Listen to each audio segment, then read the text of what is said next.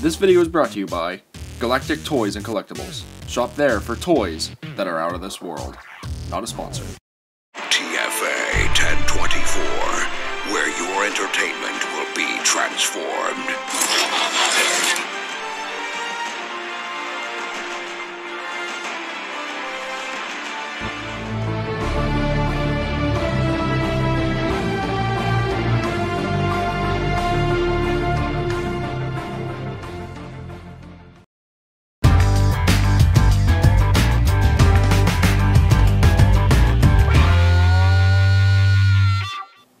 Bow, weep, grind, weep, nitty bong, my fellow addicts. This is TFA 1024, the Transformers Addict, coming at you with yet another TFA review. And much like yesterday, how we took a look at a Wave 3 figure, aka SS-18 Volkswagen Bumblebee, today we're going to be taking a look at the Transformers Studio Series Age of Extinction number 17 Deluxe Class Shadow Raider.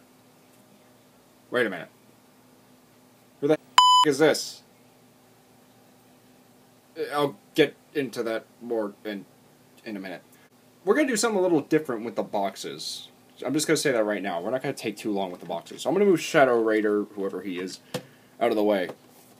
And you'll get a good look at your boxes. So what you're going to do is you're going to pause to get each view of it, like so. So here's the front, here's the side, here's the other side, and here's the back with your obligatory product shots, small bio, cross sales, and more. So here we have Shadow Raider in his vehicle mode, and he is a straight-up repaint of Studio Series Deluxe Class Wave 2 number 11 Lockdown from Age of Extinction.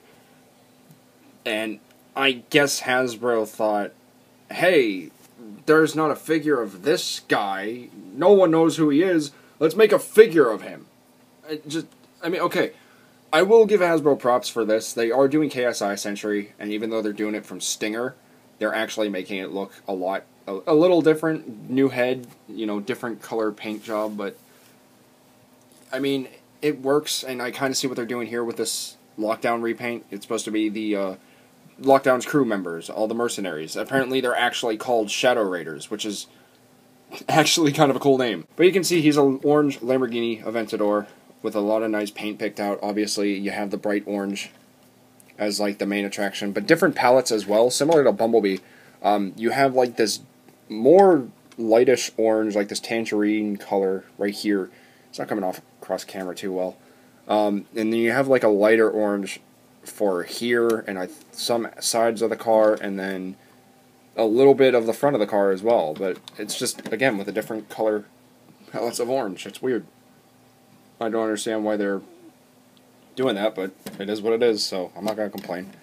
He obviously does come with an accessory. It's right there on the box. It's the spark extractor, which you can give to Lockdown, but it's a pain in the butt to take out of his hand, and I'll demonstrate that in Lockdown's video review later on, because right now we're focusing on Shadow Raider. Now you can see there is a rectangular peg. There's a port right there, and you can take it, and you can just peg it in like so, as far as you can. And there you go. Now he has a spark extractor and can do some drive-by. Yeah, of course he does roll, and he rolls pretty well considering, the whole robot is on the bottom of the car. But they managed to just, really elevate the figure just enough to get that rolling going, which is nice. And it rolls very smoothly. So, for some quick size comparisons in vehicle mode, here he is with the Age of Extinction Deluxe Class Lockdown we got back in 2014. As you can see, bit of a size difference. Obviously, Studio Series are meant to be a little bigger. This guy was tiny. Nice to get big toys again. Just saying. And then here he is next to the official Studio Series Wave 2, number 11, Lockdown. And they look pretty good together. I can imagine these two. Like, I can imagine the Shadow Raiders having vehicle modes. In fact, I actually think Shadow Raider is based off of the orange McLaren Decepticon. I think that's what they're going for.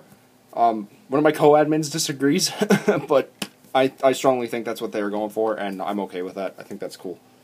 So, we're getting Lockdown out of the way. Go ahead and just put you back, Shadow Raider.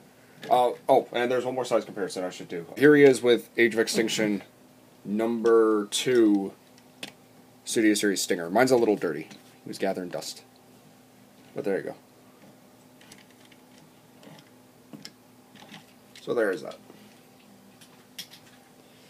So there's only one thing left to do, and that is to turn Shadow Raider into a robot. So let's go ahead and do that by the power of stop motion. We'll get him from looking like this to revealing the mercenary within. So here we have Shadow Raider in his robot mode, and it's pretty much just Lockdown if he was orange and had his battle mask. However, I will give Hasbro and Takara, I should say, credit. It's a really unique idea to go off of a drone for a figure. It's not the first time they've done it either. They did it in Transformers 2007, the game with the toy line from the game with Dropkick, Swindle, Payload, and a bunch of others.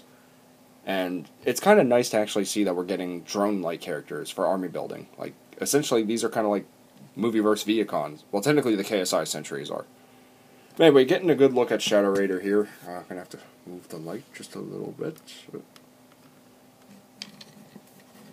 Getting a good look at Shadow Raider, you can see he has a nice, beautiful green visor mask that Lockdown technically uses whenever he wants to wear it, I guess, or whenever he's trying to scope the scene. A lot of people are probably going to tell me, oh, TFA, you have the shoulders mistransformed. Yeah, I don't like the way that the box has them. I'm not a fan. I really like having all this detailing showing because it looks nice. For the sake of differentiation, yeah, maybe I'll switch it out, but I kind of just like I like the look the way it is. You have the nice Decepticon insignia right here, kind of scratched out, which I think is something that took a cue from Lockdown. A lot of nice molding detailing, all kinds of cables and pistons and car parts. You know, you got like part of the engine there. You got the missile, shoulder missile rockets. You know, he does have a bit of a backpack, so does Lockdown, but you know what? That's okay. But I really like how the color transitions from the orange to this beautiful black, gray, and silver-looking robot. It looks cool. One thing I will say I don't like is how Lockdown kind of has...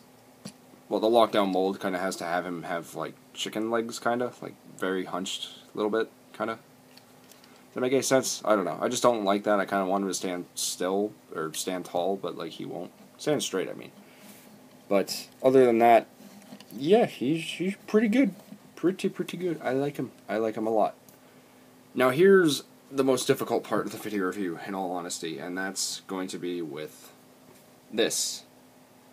The spark extractor does not clip in the same way that the hook and the sword that Lockdown possesses just by that peg, or that slot on the arm. There's a peg on the inside here that is meant to wrap around the fist for Shadow Raider, which means that this gap is going to be covering the fist like so, and it's going to look like that. For the sake of the video review, I will go through the hassle, but don't expect this every time, because there are other people out there who are going to review it, but me, I'm probably going to have this up first, hopefully. What you're supposed to do is there's a slot inside Shadow Raider's arm right there, and you can already see what's going to happen. So that's just going to clip in, like so. But make sure you have the, you can't see what I'm doing. Make sure you have that circular peg right here where my finger is tabbed into the fist, like so. And then do your utmost best to get that hooked in. And now Shadow Raider has the spark extractor. And look, he just looks just like the box art. That's kind of cool. I also experimented with Shadow Raider before doing a video review or anything when I got him on Friday. That I popped off the head to put on Lockdown, and it does work. The palette, though, is just too different to match on Lockdown, so we can't have a mask, unfortunately. So again, I'm hoping DNA or someone decides to give him an upgrade kit. Maybe give him a gun face, maybe give him a scope face. That'd be cool. But yeah. Now on Shadow Raider, the weapon is very easy to remove, but on Lockdown, the connection is very tight. However, what you're supposed to do is you're supposed to go all the way like this and kind of force it out, and I feel like that's going to break the fist. Now, my copy of Lockdown, like I said, the connection on this was very tight, but I guess that isn't the case with this one here. So for our first size comparison, here he is with Age of Extinction Deluxe Class Lockdown. And as you can see, quite the drastic difference. I will still admit, though, that this Lockdown is still one of my favorites. And I kind of wish I now have the movie The Best One, because he can't hold these weapons. So, there he is with Lockdown. Here he is with his Studio Series mold predecessor. As you can see, they look good together, honestly. They look really good together. If I can get you standing up just a little bit straighter. There we go. And like I said, you can see it right now. The palette, dark black here, compared to this like charcoal ash color, does not work, unfortunately. So if you popped off the head, it wouldn't work. So DNA, please, upgrade kit. That would be awesome. Here he is with Studio Series Deluxe Class Stinger. You can see Shadow Raider's just a little bit bigger compared to Stinger. So there you have that. And surprise cameo guest, just like the Bumblebee video review. Here he is with Voyager Class Age of Extinction Galvatron. Even though technically these two were never seen together, they're still evil Decepticons. So there you go. And just like his mold predecessor, he too comes with a backdrop that is featured inside the Knights Temenos. Overall, as an oddity as he is, Shadow Raider is actually a really good use, if not the perfect use, other than Lockdown himself, for the Lockdown mold.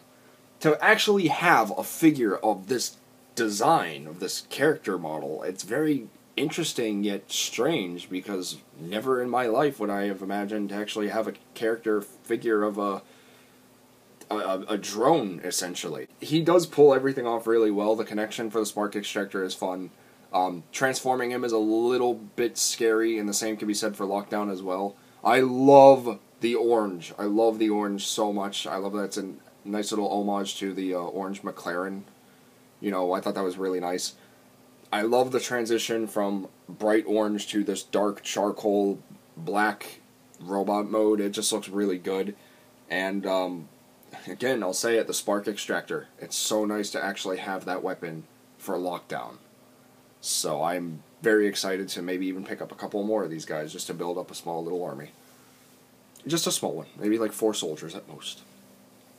And hey, if you want your very own Studio Series 17 Shadow Raider, head on over to Galactic Toys LLC eBay, and I do believe his listing is still up for about $29.99. And if you can't find him on eBay, he should be available on the website, so head on over there and check them out.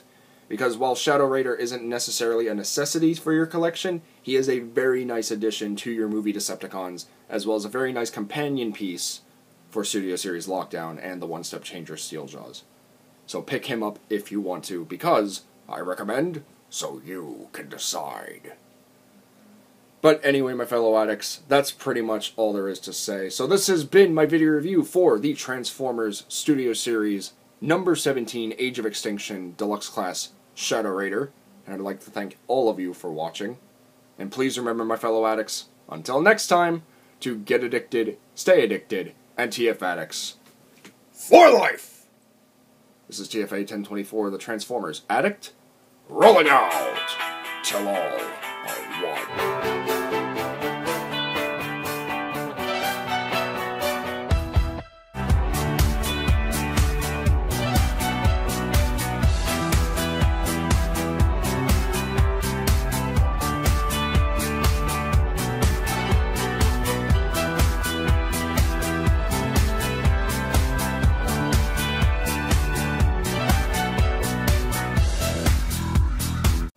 Well, at least this repaint's a good one. See you next time!